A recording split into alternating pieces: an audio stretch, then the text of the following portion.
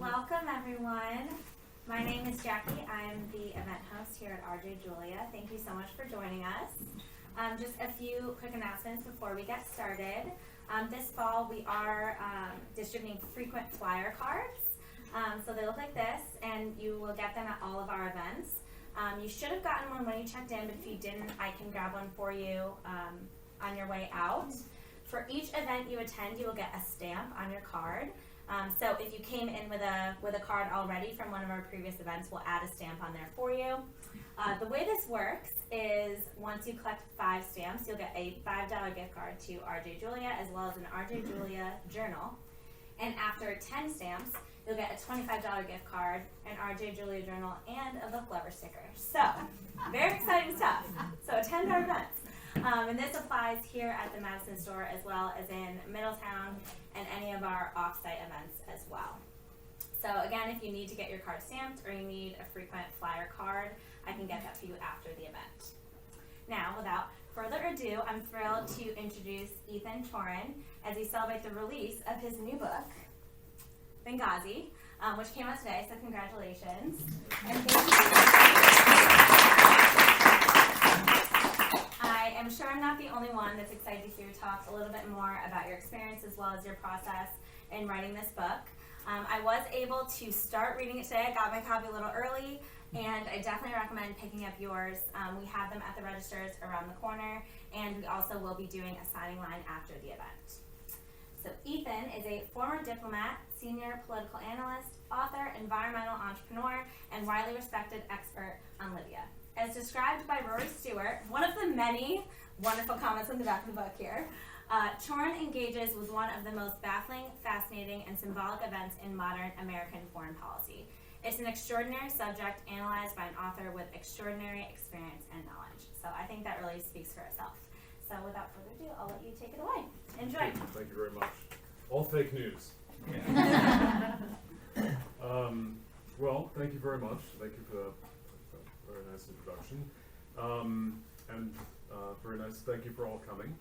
How many of you are from Madison or around here?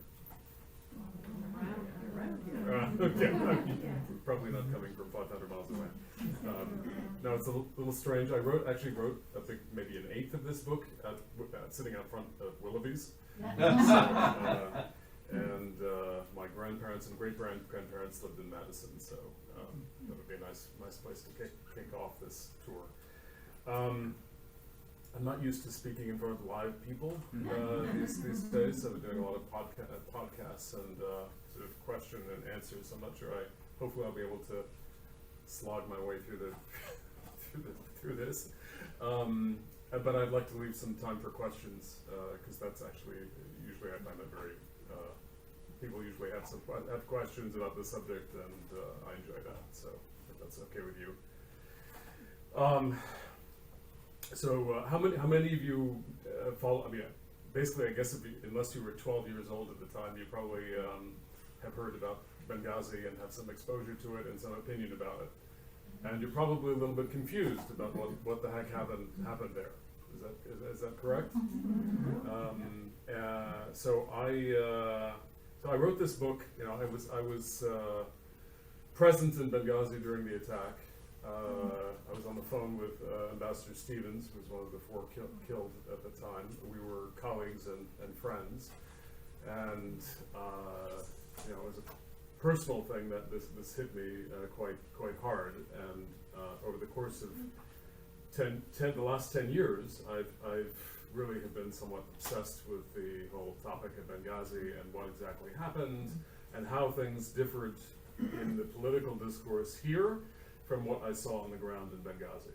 And for the first few years, I felt like, right after the attack, I felt like I didn't want to say a whole lot because I felt like I didn't have some information, and information was coming out of the White House and other places that, I didn't have full visibility on what the sources were. But progressively, it felt that the information that I had was at odds with 2 narratives that were being formed, one on the right and one on the left. And as I'll talk about a little bit more, I think the fact is that most of the country has been exposed to these two narratives that are both at least substantially wrong and partially right. And the way that the political aspect of it made it very, very hard for anybody to challenge any of it. So the country was sort of left in a place where, what the heck is this? What is this? It seems like a lot of, on the left it was basically dismissed as a lot of noise, and on the right it was an unfulfilled betrayal that, again, both parties, after 4 years of hammering it out, seemed to just sort of abandon and move on to the next scandal. And my argument basically is that there's kind of a paradox around Benghazi.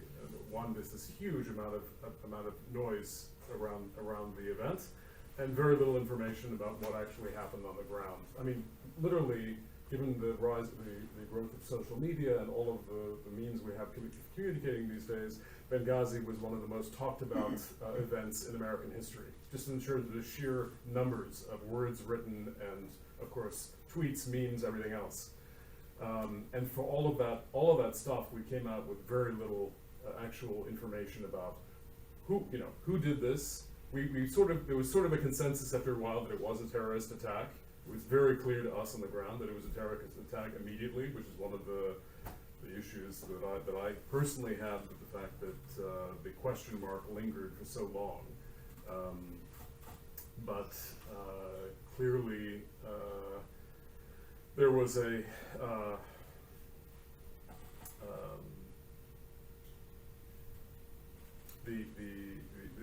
situation was such that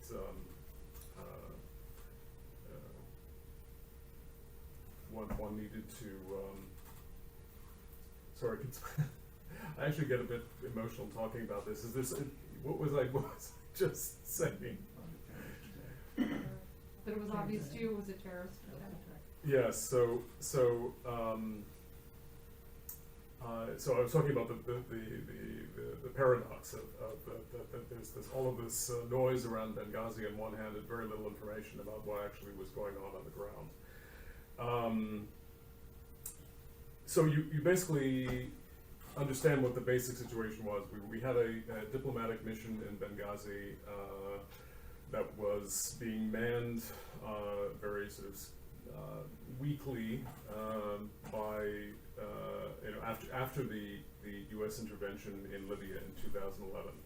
The United States intervened in Libya in order ostensibly to protect the city of Benghazi from a flattening by the then dictator Muammar Gaddafi, who in the context of the Arab Spring revolutions that were going on was trying to hang on desperately to power. And you had Christopher Stevens, who was who named the envoy U.S. envoy to Libya, was basically put in charge by Secretary Clinton of reaching out to the rebels at the time and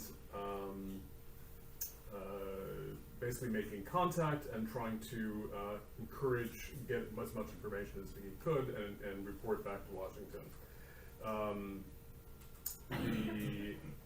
Obviously, as we knew a bit later, the security situation was very tenuous. These were risks that Chris Stevens understood himself.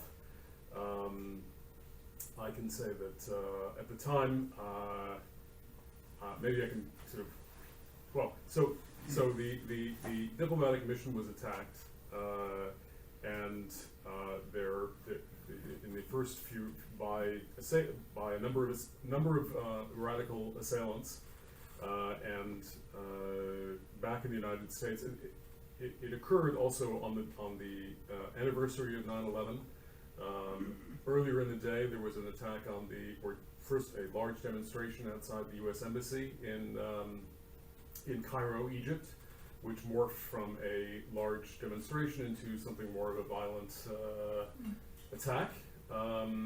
So after the Benghazi incident and the attacks on the diplomatic mission and then the CIA annex, I'm taking a little bit of liberties and skipping over some of these details. If you have questions, ask me later.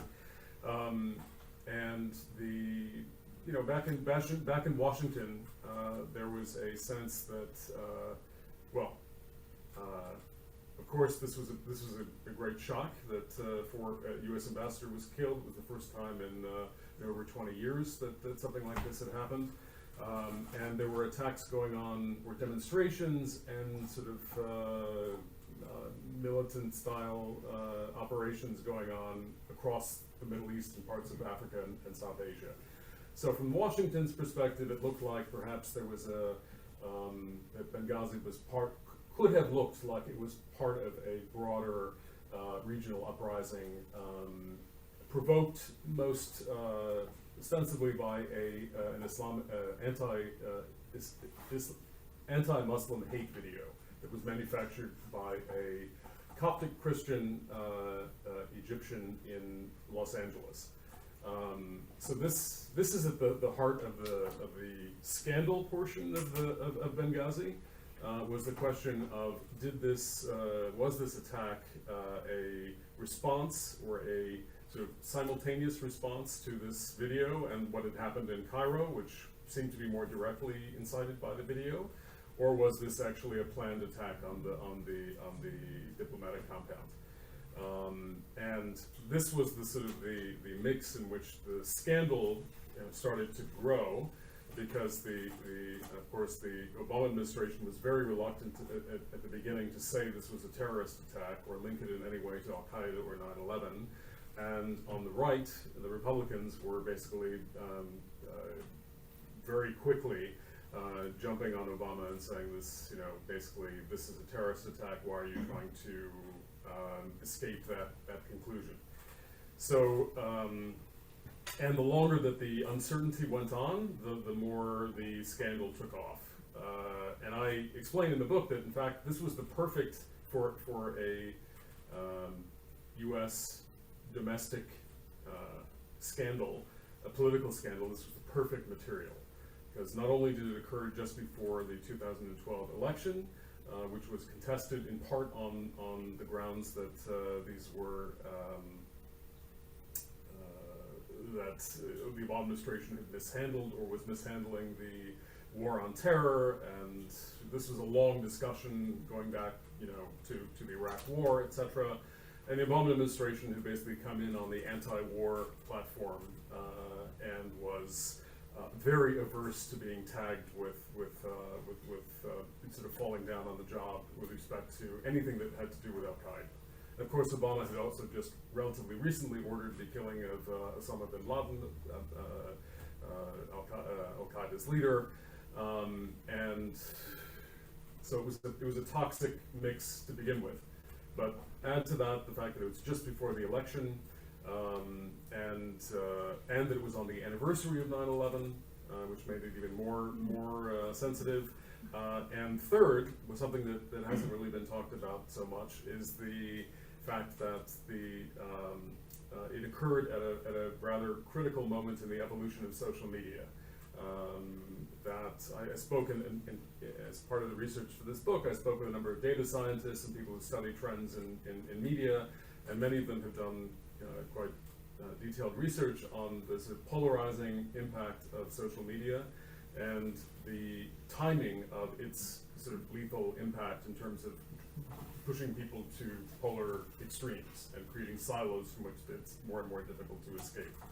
So Benghazi coincided. One of these experts had told me in quite precise detail that in his view, had Benghazi occurred a few months before, it would not have, the capacity to polarize would not have been as strong.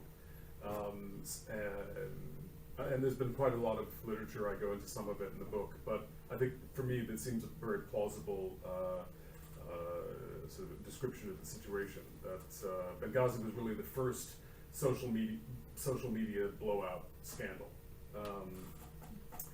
And the question really, of course, later becomes one of what difference does, well, this came up as this phrase was attributed to Hillary Clinton in a slightly different context, but what difference does this make? I mean, in the end, there were basically 4 years of arguing and screaming back and forth on a partisan basis about what exactly happened in Benghazi and who was responsible. but we didn't answer questions like, who are the people who attacked us and why? And where did this come from? I mean, why were we so exposed in Benghazi to this kind of activity? And in fact, I go into quite detail in the book about where this came from. It didn't just spontaneously appear. There were a long series of interactions between the Americans and the Libyans, particularly while, I go back to the period in which I was based in Tripoli as a diplomat. Unknown to me, and again, this is sort of if I go into that, I'll go into a rabbit hole, but basically there was a long series of US policy decisions dating back to the Bush administration and having a lot to do with Al-Qaeda and 9/11, which essentially led us to the point where we basically had no idea what was going on in Libya. Again, I'm happy to answer some more questions about that later. But even more so, the fog over Benghazi blinded us to what was going on in Libya at the time of the attack and in other places. Essentially, the political toxicity of the issue made it impossible to dig down into, what exactly was going on the ground in Benghazi at the time, who did this, and what impacts did this have on Libya itself, or Syria, where we were also intervening in a way that was not very clear at the time, or I'd extend this to Yemen and the whole question of the motivation to reach an agreement on Iran's nuclear weapons program. And all of this sort of coming out of this is a phrase called the Benghazi effect, which many senior officials in many different organizations related, the CIA, State Department, etc., have used in different contexts to describe this massive risk aversion. That after Benghazi, the appetite for American officials to take risks abroad was reduced fantastically. We withdrew our spies, we withdrew our diplomats, we were basically pushing people behind high walls, and we didn't have the information. We already had, in many of these theaters, a very low amount of information, but it got worse. Certainly the effects on Libya were catastrophic. I mean, essentially, as one noted analyst has put it, the Benghazi attack pushed Libya over a cliff and into a death spiral. The democratic transition that we were trying to encourage basically collapsed, and Libya has undergone a period of 10 years of violent civil conflict. Something that hasn't been, that came up in the Benghazi hearings here and there was the question of the connection between the Benghazi attack and what was going on in Syria, where at the time of the Benghazi attack, President Assad, if you recall, was hanging by a thread. I mean, essentially the Obama administration had said Syria is about to be, the Syrian regime is about to be overthrown. 3 months later, Assad is back, and there are tremendous amounts of arms and cash and weapons and trainers being sent into Libya, many of them as extremists. Is there a connection? Many of the people that I interviewed initially said, in the Obama administration, initially said absolutely not. There's no connection between Libya and Syria, but there's quite a bit of solid evidence from leaked cables and things, and other interviews that I've done, which suggest, not only suggest, but show that the United States was essentially trying to deal with all of these simultaneous insurrections across many different countries by trying to guess who was a moderate and who was an extremist, and we really had no idea. And we were also dealing with these problems through proxies. So there were several other countries, including Turkey, Qatar, others, where we essentially gave these powers the ability and authorization and to distribute weapons to rebels. And they were all connected. So Libya was a key part of a supply chain that was going on to Syria. And when the Benghazi attack hit, essentially that got perverted or disrupted in some way, and we really don't know what the ultimate balance sheet is. But we know that one prominent journalist has said that essentially Benghazi killed the whispers of a strong Syria policy, which I very much agree with.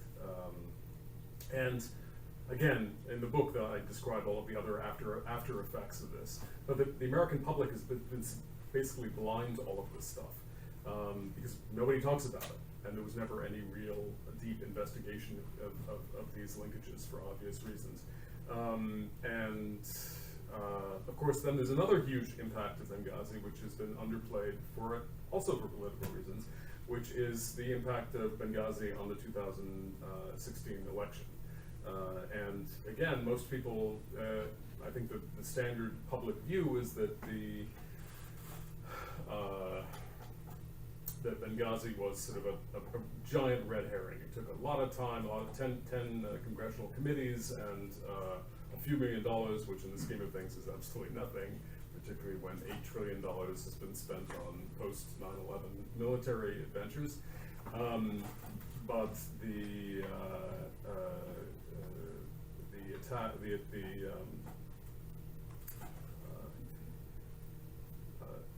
effect on the election was actually quite substantial. And at the time, nobody wanted to, neither the Democrats nor the Republicans wanted to really put a sharp point on it. Of course, the Democrats, after being brutalized over Benghazi for a long period of time, felt, we want to escape this issue, and we're not going to talk about it. We're not going to risk developing it anymore. And the Republicans at a certain point decided that they had essentially they'd expressed their objections or their misgivings about Benghazi, and they were using it for political purposes, and they'd gone as far as they needed to go. That any more would be an overreach. So Benghazi basically just fell off that wagon. But if you look at, and again, I interviewed many senior Democratic administration officials in the Obama administration about this, and asked them, listen, in retrospect, do you feel that Benghazi had any impact on the 2016 election? And many of them, very senior people, said, absolutely. Just look, and essentially the core of their argument was that Benghazi was the common denominator for almost a large percentage of every other issue that was blamed for the election, whether it was Hillary Clinton's emails that came out of the congressional, the Benghazi committee that the Republicans headed, and it's very strongly arguable that that whole issue would never have reached the pitch that it did had not the Benghazi Commission looked into that specifically to try and discovered that this could be used against Hillary Clinton. Of course, then the Comey FBI director's statements about Hillary Clinton's involvement in that became a political issue when he made statements just before the election that were deemed by the Clinton campaign to be highly prejudicial, which of course they were. Nobody mentions, and of course I try in this book not to be to express partisan positions at all, but I have to say that in the course of writing it, my sympathies grew with respect to Hillary Clinton on some issues. One is the issue of not only, she found herself in a very delicate position, sandwiched between, on one hand, the Obama administration's narrative around Benghazi, which tried to sort of at least not discourage the idea that this came from a video and not a 9/11 type attack, and the Republicans, who were of course using this to try to discredit her as much as they could. So it was a royal mess. But what would be? I'm not going to comment on other things about the Clinton campaign, but very few people seem to have tried to put themselves in Clinton's position and ask, what would I do in this position? She was running for president. She needed to stick to a certain position, and so that was another element there. Anyway, so if you buy my argument that essentially Benghazi contributed not only to all of these very actually quite dramatic foreign policy effects, and in effect helped encourage many of America's adversaries to do more of what they were doing and enter the fray where we were absent, and that it in fact also helped not only polarize this country in a large increment, but also essentially helped produce an outcome which has had various other outcomes on this country since. This is not an irrelevant issue. It's not a scandal that should be dismissed. This was a major effect on the U.S. Event in U.S. history, and needs to be treated with a bit more recognition. That in fact, and I argue that essentially, if you're trying to figure out how America got to the place it is today, you would do well to try to figure out how this scandal played out, and how the dysfunctional dynamics between Republicans and Democrats took a huge step up in the course of this event. And of course, Benghazi was kind of the perfect material for a scandal, because most Americans had zero idea what Benghazi was, where it was, what was going on there. It was very easy to paint, for both sides, to paint pictures of it as sympathetic to their argument. Anyway, I'm happy that's basically it.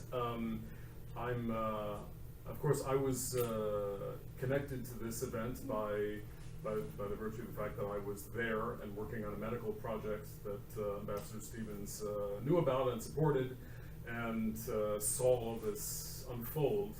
I was very concerned about going to Benghazi at that time. I mean, any question about why Stevens was there in Benghazi during 9/11 could be asked of me, and many people did ask me that, and I think we had, to some degree, some of the same answers. If Chris Stevens were able to be here and respond, it was this sense that we had invested a substantial portion of our lives in trying to improve American-Libyan relations and create a stable atmosphere there, and things were going haywire very quickly, and we felt that either we're there trying to do something substantial that draws more American support to bear, or the opportunity would be completely lost. The huge irony is that Chris Stevens' death actually almost virtually assured that the United States would withdraw from Libya, and not only were we not safeguard the positive benefits of the intervention for the people of Benghazi, but we turned over the entire eastern part of the country to Al-Qaeda and then ISIS. And the country has been in complete and utter disarray since. So maybe I'll leave it there and see if it's as you can probably gain, it's a very complicated subject with lots of nuances, and anybody who tries to say it's black or white is going to be caught on some technicality. And during the course of writing this book, which was in some ways a form of therapy for me, because it living through that experience and then coming back here and listening to all of the, in some sense, from both sides, nonsense about what happened there and why there wasn't more information forthcoming was very upsetting. Not only to me, but many of my colleagues and other witnesses, Western witnesses who I still communicate with. So we really haven't heard the whole story of Benghazi, and this is what I tried to do here, is try to give much more context to where this came from and what were the consequences. And again, I argue that that the world that we live in today, in large part, obviously Benghazi didn't cause all of our problems today, but it certainly helped influence where we stand on various on the atmospherics of American domestic politics today, and foreign policy. I had this sense while I was writing this of wondering what would happen if we managed to get Republicans and Democrats into the same room, and some all-knowing arbiter could come in and say, or mediator could come in and say, okay, here's all of your arguments. This is the BS, and this is the truth. I think both sides would be, on one hand, feel vindicated, and on the other hand, feel deflated. And it might actually be a very productive exercise. But of course, the polarization in this country has gotten to the point where this is very hard to do. So what do you do? What do you do with this? Anyway, hopefully that gives you a flavor of the book.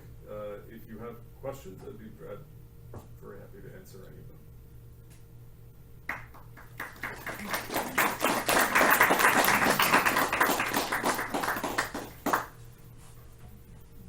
Yes. Yeah, and maybe you can confirm from your research, but I had read, let me put this up, that 6 months prior to that attack, that the Red Cross and the British Embassy had left because it was so dangerous. And I was wondering why we stayed, why our embassy stayed open. And maybe you can confirm that was accurate? To my knowledge, well, the Red Cross may have, it's true that many of the foreign diplomatic missions were in the process of scaling back their presence, and I don't know exactly, I believe that the British had already departed Benghazi, but there was still a number of foreign and Western diplomatic missions there. The U.S., part of the issue is that the U.S. mission, diplomatic mission, was not an embassy. It was simply, it was almost like a safe, a way station or a safe house. And therein lies much of the problem with the security, because unless in the State Department the facility gets the amount of resources that its designation allows it to. So a mission does not get the same, or an intersection does not get the same resources as a consulate, and so the consulate doesn't get as much resources as an embassy. And of course, the embassies are in the capitals. This was an outpost, and I'm very familiar with that situation, because I was in the proto embassy mission back in early 2000s, where we had no protection whatsoever. It was not a formal embassy. We didn't have, of course, Marines are there to protect documents, not people, and this is something most people aren't aware of. But we had no armed guards. We had a Libyan contingent that was sort of prone to taking naps during the day, and we were in the middle of the sole sort of business class hotel where all of the other American companies were based. If somebody wanted to disrupt the U.S.-Libya relationship, this was the place to hit. And I remember being very concerned about that fact as time went on, and Chris Stevens was following me as he had bid on a position as number 2 in the future embassy, and I was debating at the time whether to tell him my concerns about security then. So, I mean, I think the major issue there is what was Stevens trying to accomplish? And I think Stevens was trying to get more resources into eastern Libya, so that we could figure out what was going on more formally and help with the essentially rebuilding of Libya. But there was a fundamental contradiction between what the Obama administration felt was an acceptable risk in Libya. Like, okay, we came in and we got rid of we protected Benghazi from an attack by Gaddafi, but we did not want to go any farther than that. At the same time, we facilitated the overthrow of Gaddafi, which then created a huge political vacuum, which essentially was a repeat of the Iraq disaster, where we didn't have a plan for what came next. But for very different reasons. We didn't want to go in the case of the Bush invasion of Iraq. We wanted to create a whole new order there, and we should have had a much, we needed a plan, because that was our aim. In Libya, we just wanted to essentially make sure that we weren't accused of being facilitating another, we're not responding to another genocide, as happened in Rwanda, former Yugoslavia. But we took these acts and we didn't take responsibility for them, in part because we thought that the Europeans would do so, because they were much more affected by the major, Libya's on their doorstep, and there were much stronger interests. So it's a long answer to your question, but yes. First of all, I'm very sorry for your loss, there, and the trauma that you must have experienced. I'm sure it's not that easy to talk about it.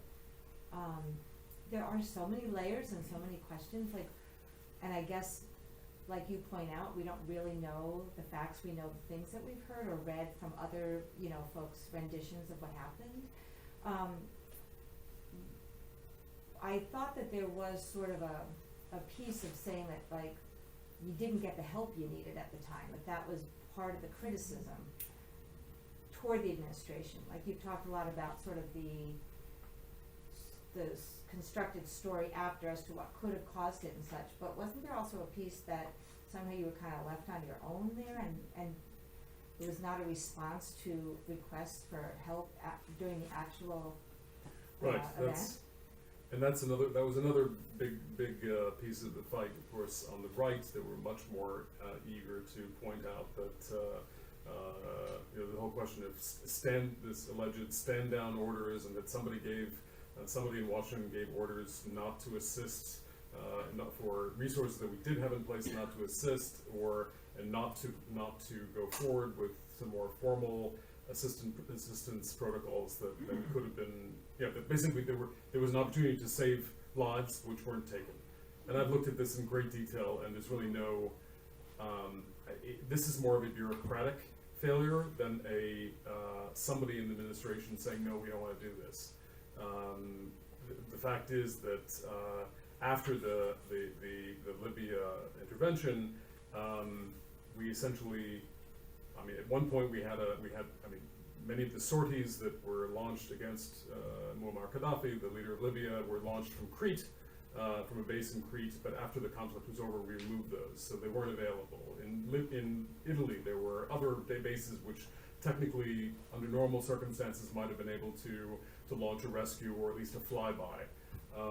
Actually, I come out in the book and saying that, the best thing that could have been done that probably might have saved lives was a flyby, a flyover, to scare away the attackers that were besieging the CIA compound. But there wasn't anybody, for other reasons, there wasn't anybody there. That's still sort of an open question, but many of the military experts that I spoke with said that essentially, for the military to have organized something like that, there would have needed to be procedures in place that they could follow easily, and there simply weren't. And that's kind of an organizational failure rather than a specific administration, somebody in the administration, certainly not, Hillary Clinton had nothing to do with that.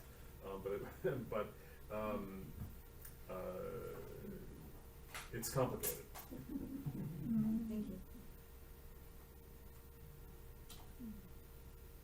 Yes? Pardon my ignorance, but why was or is Libya important for U.S. foreign policy? To give us like a wider context for this. Well, I would argue that before the conflict, before the intervention, it wasn't that important. Certainly, most people in Washington didn't think it was important. But the consequences of not doing that intervention correctly created the problems that I mentioned, that I've cited before.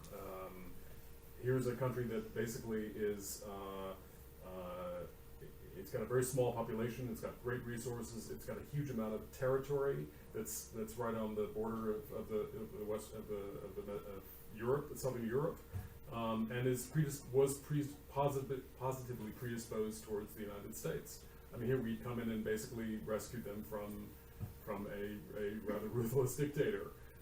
What we didn't understand, and this is a big other part of the book, is we had used Libya as a kind of an experimental station for both befriending and then torturing some Islamist elements that then essentially came back and fit us. And again, if you were to Gaddafi was hermetically sealed from the outside world after the Lockerbie disaster. If you remember that, he blew up or was implicated in the blowing up of Pan Am 103 over Scotland that killed 270 people in total. Essentially he was prevented from interacting with the outside world. But we after the Iraq War, we decided that we were going to make Libya a good news case. In short, that we would Libya could offer us what Iraq was not producing, which was a good news governance story. Gaddafi was now going to turn towards more open economy and democracy, and big contracts for U.S. oil companies, which he was very happy to help with, at least superficially, and a success in nuclear non-proliferation. He had the parts for a nuclear weapon, but he hadn't figured out how to assemble them yet. And that was good enough for us. So we could cart all that stuff away and claim victory on all of these fronts. But what we didn't do was have any kind of a plan for how do you keep this guy who has done lots of fairly awful things in the past within the lanes in such a way that the relationship would continue and a reform process and all these other positive things would keep going. And we failed to do that, and as a result, Gaddafi was vulnerable during the Arab Spring, and we didn't know who the moderates or the extremists were, and we tortured a lot of them. This is part of the whole extraordinary rendition campaign.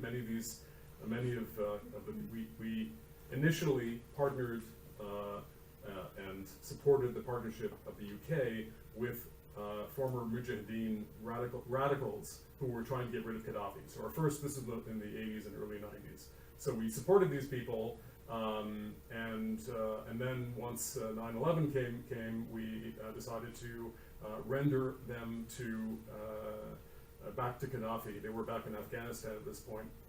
Fly them on black flights back to Gaddafi for torture and interrogation. Much of the torture and interrogation was turned out to be done by the Americans, not the Libyans. And then after within a couple of years, we switched tracks completely and decided we were going to try to co-opt them to be our allies. With the thinking being that at the time that the Muslim Brotherhood was actually a force that could be reasoned with and could help sort of suck some of the energy out of the more radical groups. And we got into this whole exercise where we really didn't understand what was going on. And again, at the very end of the day, the reason that Libya kind of blew up was that we backed the wrong, we allowed the situation to get out of our control to a point where these elements could see a direct interest in or path to overthrowing the nascent Libyan government and getting the Americans out as well as getting comeuppance for what had been done to them. So there's tons of things going on under the hood here that most people don't have much clue about. So Libya as a previously somewhat marginal player in the region became actually much more central. Question I have, you had earlier said that the State Department looks at the size of the presence, whether it's an embassy or a consulate, head count, how many people do we have in that particular area of security. They don't take in the fact that there could be a few people in a high threat area and balance off the threat with the people they have there versus the head count in a particular location. And was there a sense of interagency, whatever percolates to the NSC, of what the threat was there, what the situation on the ground, or we were just completely clueless at the time? So there's a lot of stuff in there too. Thank you. The head count is not really much to do with it. It's just simply a designation. It's a mission. It's sort of under the radar. If it's a consulate, it gets you get this kind of allocation of resources and all the way out. And as far as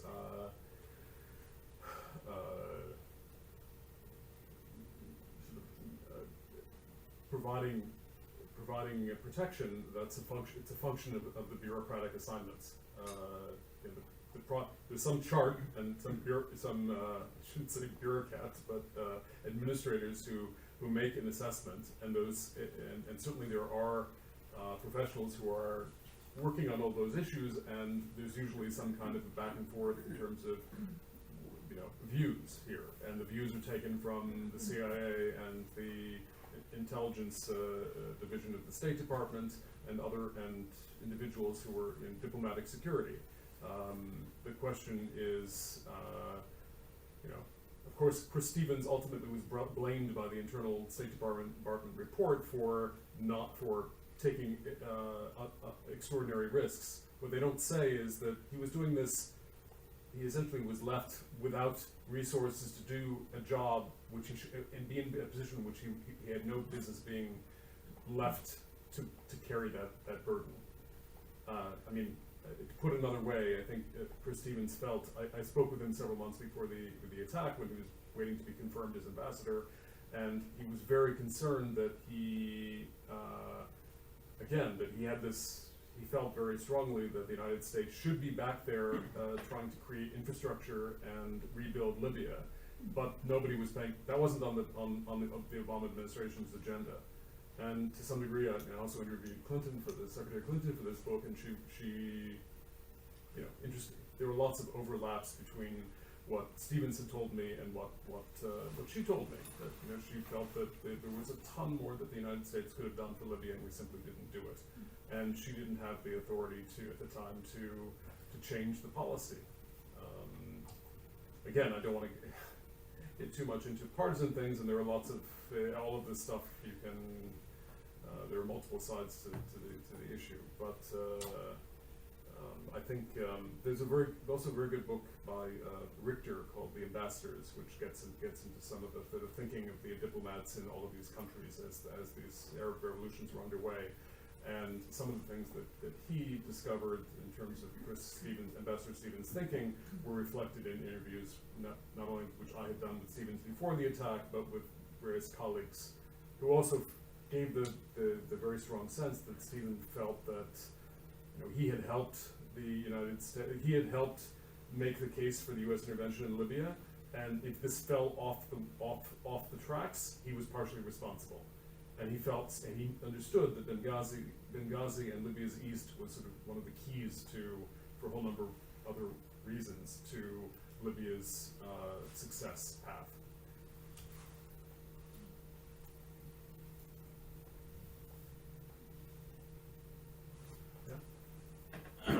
So, you mentioned that Stevens was there kind of a halfway. It was a diplomatic mission, but the mission was very quiet and downplayed. And I think it wasn't protected very well, because I could be in a room with you and you could be the one that tells me you're full of it. But my thoughts are this: with what information I have and read, and listening to you tonight in other ways, maybe it was that they were interested in Libya to the extent of getting democratic rule there without having to be that involved in front of the whole world. Like, unfortunately, I believe that we've done in other places over time. And maybe that's why he was vulnerable when the situation broke out, and maybe it was just the Libyan people that were really sick and tired of Gaddafi for sure, but they didn't want America to have say on their next government. And maybe that was the conflict. And just one more thing, maybe Hillary could not respond in 2015 on the campaign trail because she was obligated to the policy of the administration. Yeah, I would agree with that. That's a dynamic that hasn't really been looked at for political reasons. Nobody wants to touch that. Yeah. And people, there are tons of criticisms of Clinton, and I can't go through all of them here, and nor am I trying to take a partisan stand on this. But certainly I think there was a difference of opinion between many of the people in the State Department and the administration about how much resources could be devoted to democracy building and state building in Libya. And simply as a couple of senior advisors to Obama had written in emails, we can't afford a state building exercise in Libya. The problem was that we really couldn't afford a non-state building exercise in Libya. But they were still there trying to influence that outcome. Yeah, but they did it haphazardly. Well, they simply didn't have the resources. They could have. Yeah, but they could have, but they weren't. So that's the question. Yeah. Well, nobody had an interest. There was simply the bureaucracy was simply, and the bureaucracy is motivated by instructions from the administration, and it's a big bureaucracy, and it couldn't move fast enough, and regardless of what positive intents they might have, it simply wasn't going to get done without this being a policy priority, which it was not. And Hillary Clinton basically instructed many of the new Libyan leaders that this is the way it is. We don't have the go ahead for the amount of resources that you want from us. And as far as what the Libyan public felt, I mean, the notion of certainly everybody was tired of Gaddafi, Gaddafi, and was looking forward very, very much to a much better lifestyle. I mean, this was really a collective revolution. And I was there. I talked to people. I know what my contacts, hundreds of contacts from previous years were saying to me. And it was a wide swath of the population.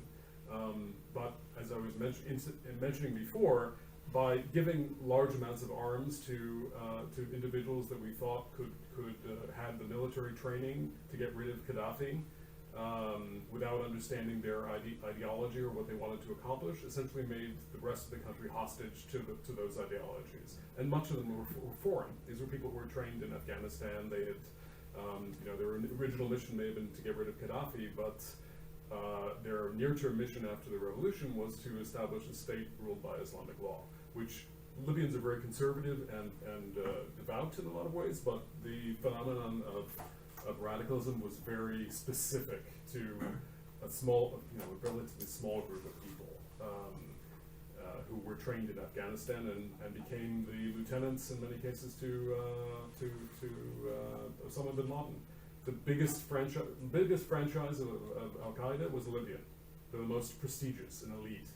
And these were people, and there's a reason for that. These people hated Gaddafi and were trained in that process and had gone through they left to Afghanistan in order to acquire those skills. And now they were back and allied to the United States. It's just you can see where things would go messy. We have time for one more question, if anyone has a final question they'd like to ask. It's slightly tangential, but I was interested in what you were saying about social media.